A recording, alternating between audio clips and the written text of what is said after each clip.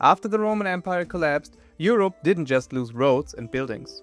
It lost what a country needs most: rules. No strong army, no police, no government that could protect its own people. In the absence of state institutions and the partial collapse of supply lines, the rule of the strong prevails. Bandits showed up, armies passed through villages like storms, and if you were a farmer back then, your biggest problem wasn't paying taxes or growing the right crops anymore. It was staying alive until winter. So people did what humans always do when things go bad. They looked for protection. Imagine you own a small piece of land, you grow wheat, you have cows. One day, armed men arrive.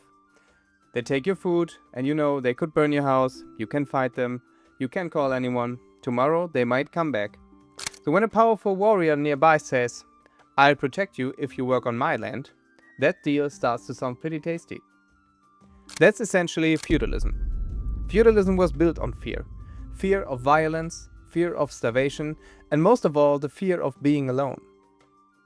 You might remember the typical top-down pyramid of the medieval society. At the top stood the king, followed by nobles, clergy, knights, and peasants at the very bottom. And while this is a strong simplification of the actual conditions, there's one more thing you probably didn't know. Medieval kings were not as powerful as we often imagine.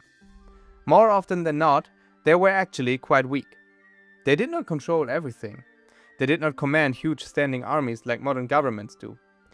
Instead, a king relied on constant oaths of loyalty and the cooperation of powerful nobles. In exchange, he granted them land that he could not realistically manage himself. By distributing large chunks of territory in return for military support, money, and loyalty, the king kept his realm together. These powerful landholders were known as lords. The king basically said, "This land is yours. Just promise to be loyal to me and send soldiers when I need them." The lords said, "Yes, my king." Now the lord had land and power. But the land needed workers, and the lord needed soldiers too. So the lord made the same kind of deal with knights. Knights were professional fighters. Their job was war, but war is expensive. Armor costs money, horses too, weapons even more so. So the lord gave the knights land in exchange for military service. Protection got passed down, loyalty went up. At the bottom were the peasants, many of them known as serfs. And this is where feudalism stops sounding like a system of give and take and starts sounding like a trap. Serfs worked the land. They grew the food, they built roads, they repaired castles. In return, they received protection and a small place to live. Sounds fair, until you hear the rest. Most serfs were not free. They could not leave the land without permission. They could not choose another lord. If the land changed hands, they were bound to it and went with it. They were not slaves in the ancient sense, but in everyday life the difference often mattered very little. If you were born a serf, you would probably die a serf. This is the part nobody likes to say out loud. But feudalism worked because most people had no better option. Chaos was worse, and feudalism offered at least some sort of structure and a degree of security in a world where the vast majority of people lived in near subsistence conditions. Everyone owed someone something. The king owed protection to the kingdom, the lord owed loyalty to the king, the knight owed military service to the lord, and the serf owed labor to everyone above him. It was like a human pyramid made of obligations. And if you failed at your job, the system punished you hard. A knight who broke loyalty could lose his land. A lord who rebelled could be crushed by other nobles. A serf who ran away could be hunted down. Order was kept not by kindness, but by consequences. To lock it all in place, religion was utilized. The church told people that this system was God's will. Kings ruled by divine right, lords were chosen by God, and peasants were told that suffering now meant rewards later in heaven. Questioning wasn't just illegal, it was sinful. And that belief mattered a lot. It turned Christianity into a powerful social glue, binding the entire hierarchy together and making the system feel not just inevitable, but sacred, so that people don't try to change it. Feudalism also kept people isolated. Most serfs never traveled more than a few miles from where they were born. They didn't know how other people lived. They didn't know if alternatives existed. The world was their village, their lord, their field, and of course, their church. That's how feudalism survived for centuries, by keeping everyone in their place, physically and psychologically. With a small few at the top of the hierarchy living privileged lives at the expense of the many. But even in its simplistic strength, the system was fragile. It depended on land, food, and loyalty, and whenever one of those failed, cracks appeared. The first blow came from something invisible.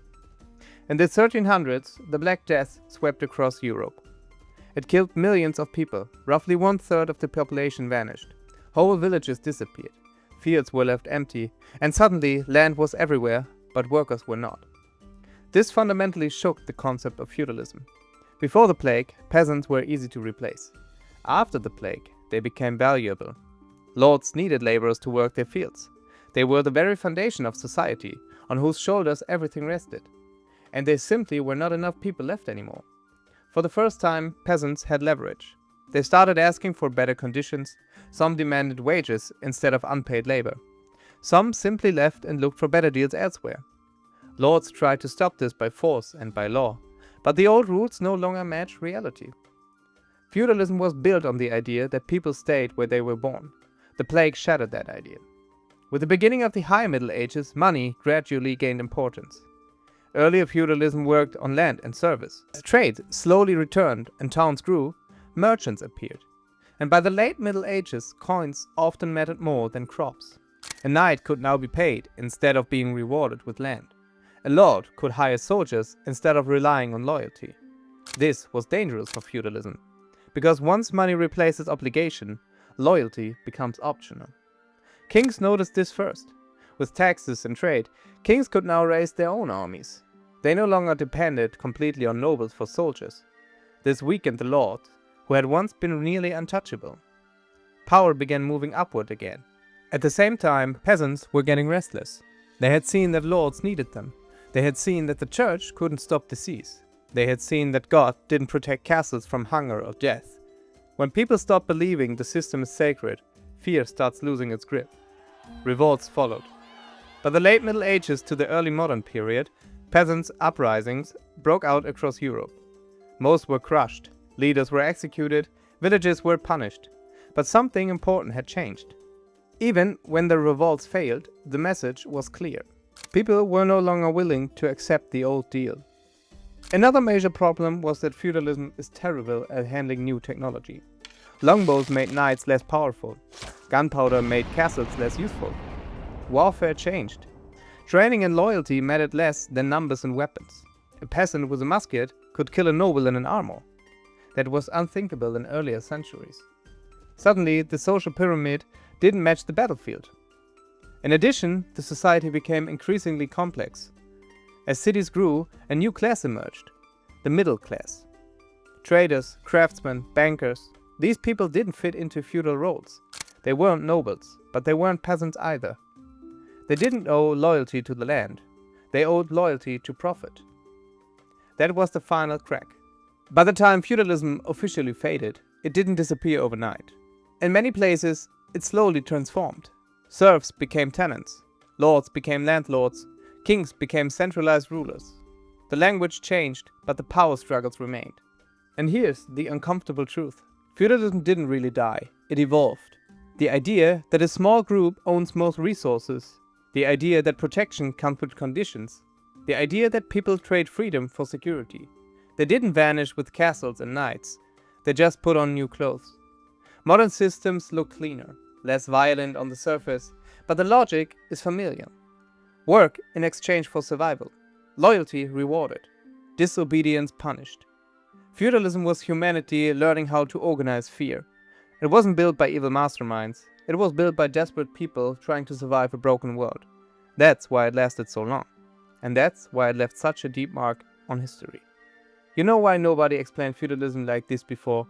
Because it's uncomfortable to admit how close it feels to a system we still live in.